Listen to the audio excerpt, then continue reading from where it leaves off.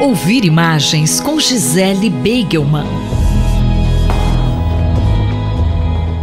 Professora, tem alguma indicação de um bom filme para os nossos ouvintes? Lele, eu assisti recentemente o filme Rede de Ódio. É um filme que está disponível na Netflix e que mostra o trabalho de uma agência especializada em manipulação da opinião pública por meio de ações nas redes sociais. Esse filme é polonês e tem como centro da narrativa a campanha de um candidato à prefeitura de Varsóvia, um candidato progressista que defendia pautas de respeito à diversidade de gênero, diversidade racial, e ele passa a ser atacado pelos extremistas de direita por ser gay e defender o que esses extremistas chamam de islamização, ameaça de islamização do país. As ações nas redes sociais são de tamanha eficiência que o candidato é esfaqueado em um comício e não sobrevive. É verdade que isso de fato aconteceu na Polônia, mas o que mais espanta é que o filme foi feito antes. Então ele é tristemente premonitório e é também um alerta sobre as perversas relações entre redes sociais e a política. Um dos aspectos mais interessantes é como o filme retrata os recursos utilizados para manipular informações, como o uso de perfis falsos, a participação de robôs e a contratação de profissionais para incitamento à violência. Infelizmente, isso está se tornando uma estratégia comum de um tecnopopulismo ultra-autoritário que se vale dos recursos online e também das diretrizes frouxas das maiores redes sociais e plataformas como o Twitter, o Facebook, o Instagram e o YouTube. Como esse filme se reflete no Brasil? A mobilização de extremistas de direita contra o aborto realizado na menina de 10 anos que engravidou após anos e anos de violência sexual e abuso, como se sabe, ela foi violentada pelo tio desde os 6 anos, é bastante ilustrativa de como isso se reflete no Brasil. Essa história monstruosa teve ainda um capítulo mais dantesco, que foi a invasão das redes sociais por pessoas que conclamavam o público a protestar no hospital em que a menina estava internada, revelando a sua identidade, o que fere o estatuto da criança e do adolescente e revelando também a do médico. A postagem dessas mensagens nos mostra que já passou da hora de nós entendermos que os territórios informacionais da internet são uma das dimensões da vida contemporânea real. Esses territórios impactam e se projetam no nosso cotidiano. As redes sociais, por isso, têm que ter instrumentos editoriais ou outros recursos para interromper esses fluxos. Caso contrário, corremos o risco dessas redes se converterem em cúmplices das redes de ódio que já nos assombram e são retratadas no filme que eu comentei. Bom, eu fico por aqui. Um bom dia para você, uma ótima semana para nós e até a próxima. A professora Gisele Beigelman conversou comigo, Leila Kiyomura, para a Rádio USP. Ouvir Imagens com Gisele Beigelman.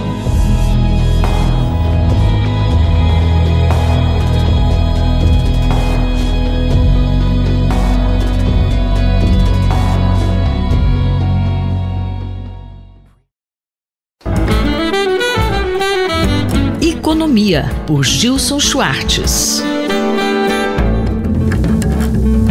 Professor, qual o tema da coluna hoje? Moedas digitais. O tema volta, ganha força, ganha espaço. Nós aqui, inclusive, já comentamos várias vezes sobre a importância de repensar não apenas o sistema financeiro, as instituições financeiras. Semana passada foi a 8ª cúpula de finanças digitais lá da Universidade de Columbia, em Nova York. Focou nos serviços financeiros digitais. A gente sabe que está evidente, inclusive no Brasil, as dificuldades de fazer o dinheiro chegar para quem precisa, questões ligadas à inclusão financeira, ao grau de bancarização e mesmo a obrigação de cada indivíduo abrir uma conta num banco para poder ser um cidadão financeiro. Essa tendência tem sido bastante discutida internacionalmente, a importância da bancarização, mas também da inclusão financeira por novas tecnologias, o fintech, as tecnologias financeiras, e o DeFi agora, que é o Decentralized Finance, a finança descentralizada, o ecossistema, ou na verdade essa pluralidade de ecossistemas envolvendo moedas digitais, serviços financeiros digitais, o blockchain, a importância do blockchain para os pagamentos móveis. O Brasil, que anuncia agora para novembro a entrada no ar do Pix, que é um novo sistema de pagamentos muito mais aberto às fintechs, muito mais aberto à inovação financeira. Todos esses temas ganham cada vez mais espaço, e o que ficou evidente no seminário é que os serviços financeiros têm um papel decisivo na gravidade da crise econômica e, em especial, da crise sanitária, da crise de emprego, da crise de acesso às infraestruturas, inclusive de tecnologias digitais que poderiam ser mais eficientes se fossem desenhadas com esse fim, se os produtos e os serviços fossem desenvolvidos para chegar nessa pessoa, nesse cidadão que precisa usar serviços financeiros, precisa receber um auxílio do governo, por exemplo, e a inclusão financeira não chega lá onde ela é mais necessária.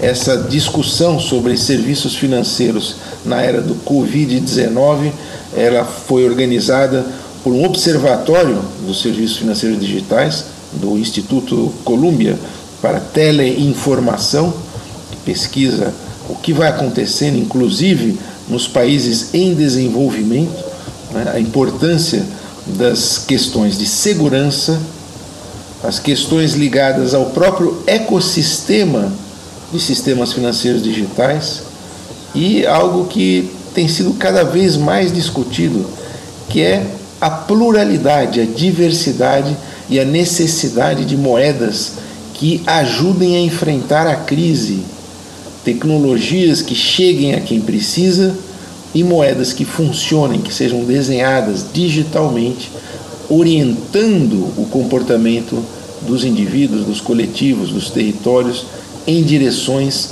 que sejam sustentáveis e que inclusive gerem mais emprego. Professor, é possível um outro tipo de moeda? Bom, no Brasil a discussão continua parece que bem atrasada, né? Nosso tema aqui é a importância de fazer circular agora uma cédula de R$200. É isso mesmo. Enquanto nos países desenvolvidos a própria crise sanitária é inspiração e desafio para mudar o que é dinheiro, o próprio conceito de dinheiro, no Brasil a gente está discutindo a emissão de uma cédula de R$200. Semana que vem voltamos comentando as tendências em economia, política e tecnologia no Brasil e no mundo. Eu, Simone Lemos, ouvi o professor Gilson Schwartz. Economia, por Gilson Schwartz.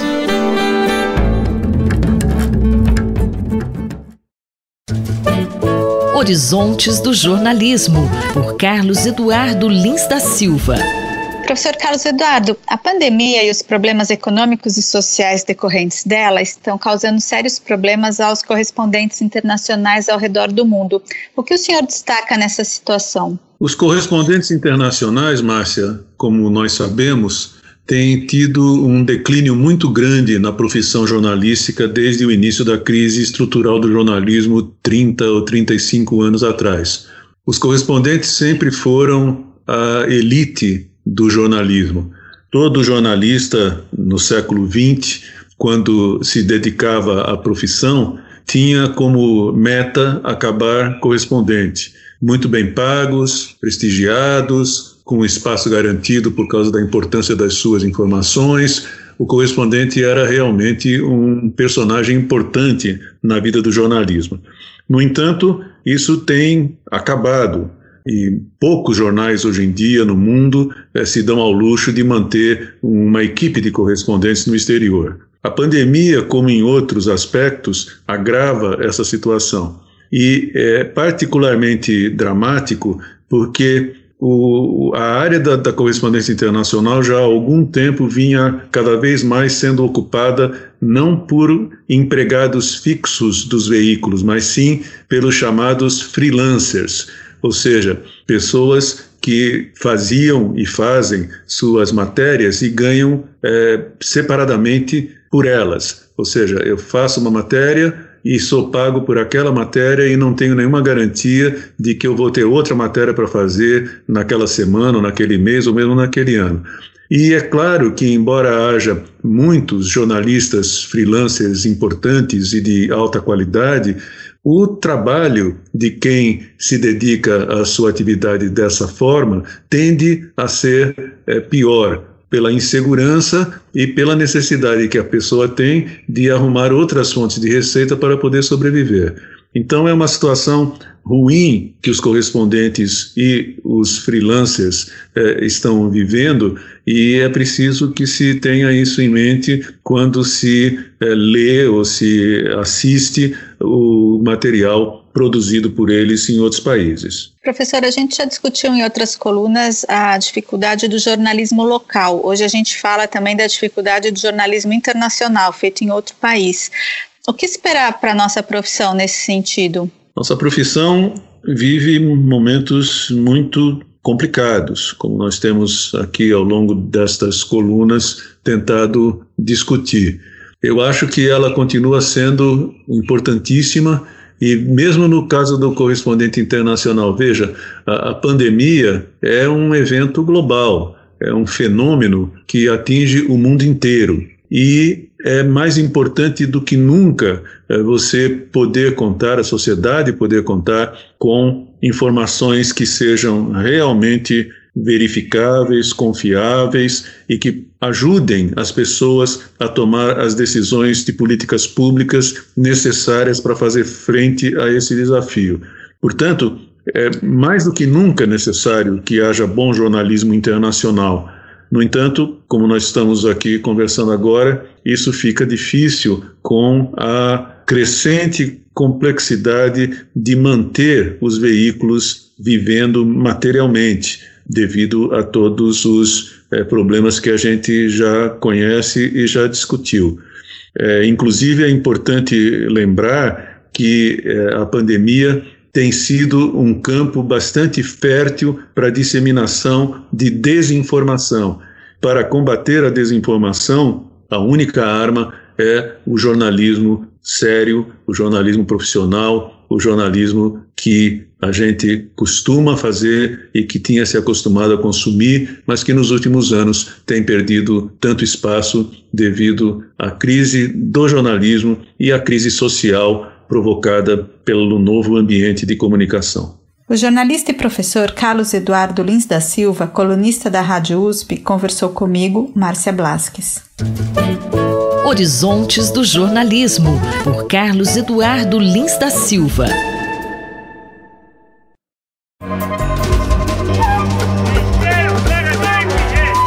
Saúde e Meio Ambiente, por Paulo Saldiva.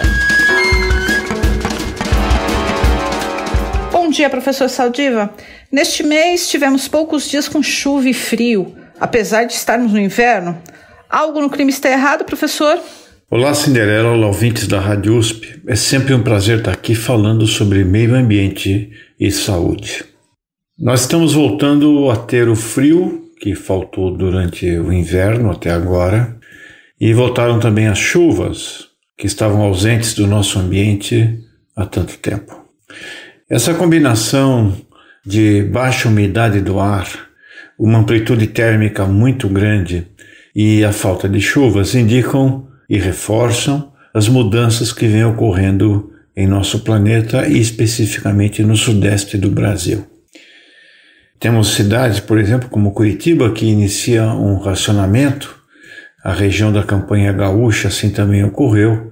E na nossa cidade, mais uma vez, os reservatórios baixaram.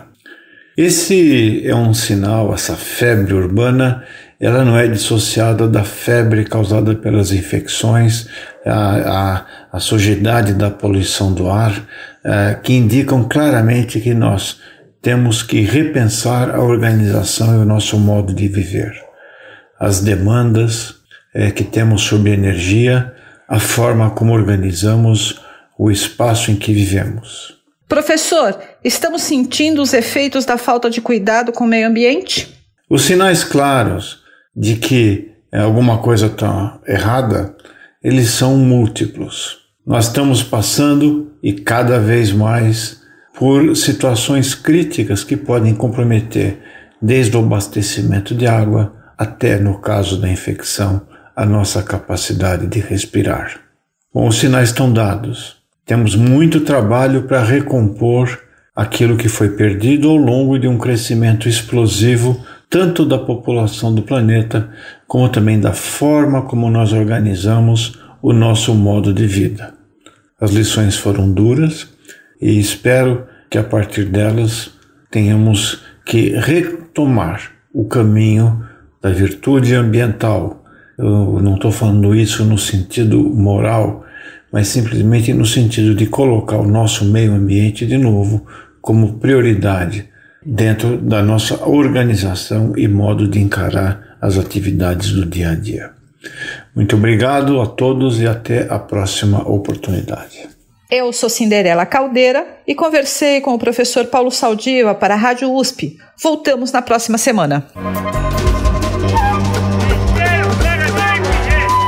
Saúde e Meio Ambiente, por Paulo Saldiva.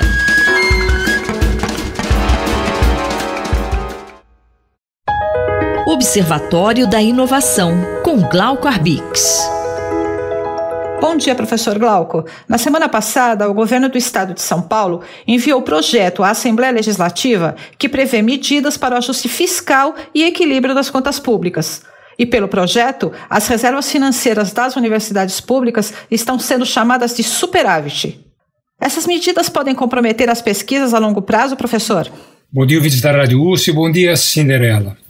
Agora, parece que as críticas e a atuação contra a universidade vêm aqui de São Paulo. Isso apesar do governador Dória ter afirmado ao longo dos últimos meses, como uma forma, inclusive, de se diferenciar do governo federal, que tem toda a sua atuação pautada pela ciência.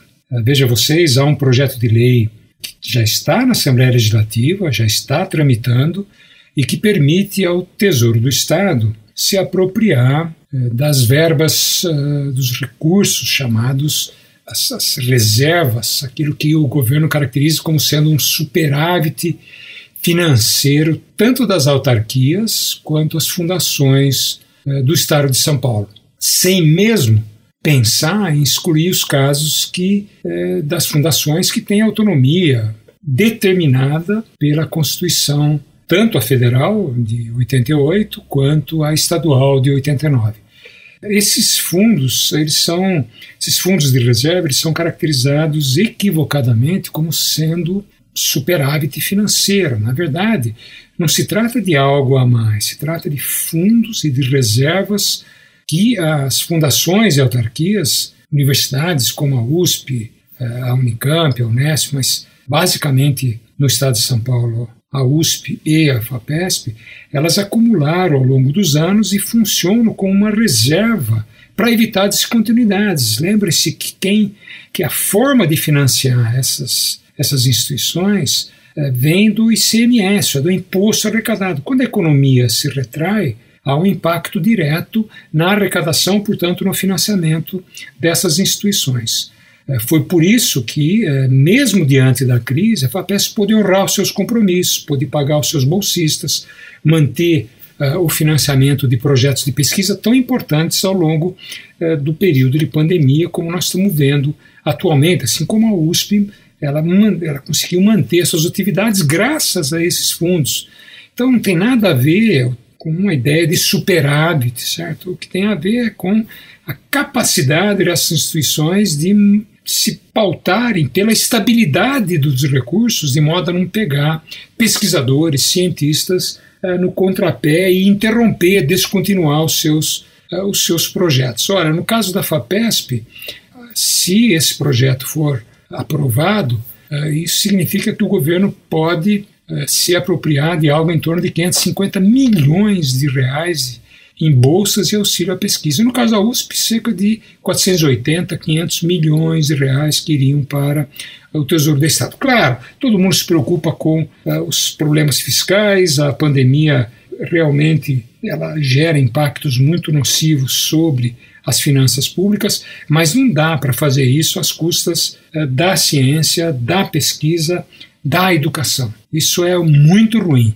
Professor, o que diz o governador depois da reação da comunidade científica? O governador Dória diz que é fake news, que a autonomia e as verbas serão mantidas, mas não é o que diz o projeto de lei que está na Assembleia Legislativa e já conta com uma forte reação da comunidade acadêmica e científica. Há já várias emendas supressivas, inclusive, tirando do projeto de lei esses pontos que permitem a intervenção do governo do Estado nas finanças de instituições como a USP, como a FAPESP, e a gente espera que a reação seja forte o suficiente para que o governo reavalie e não continue nessa sua tentativa de pegar esses recursos. Isso é trágico, mais uma vez, para a ciência paulista. Mais informações sobre inovação estão disponíveis no site Observatório da Inovação do Instituto de Estudos Avançados da USP, oic.unap.usp.br. Eu sou Cinderela Caldeira e conversei com o professor Glauco Arbix para a Rádio USP. Até a próxima semana. Observatório da Inovação, com Glauco Arbix.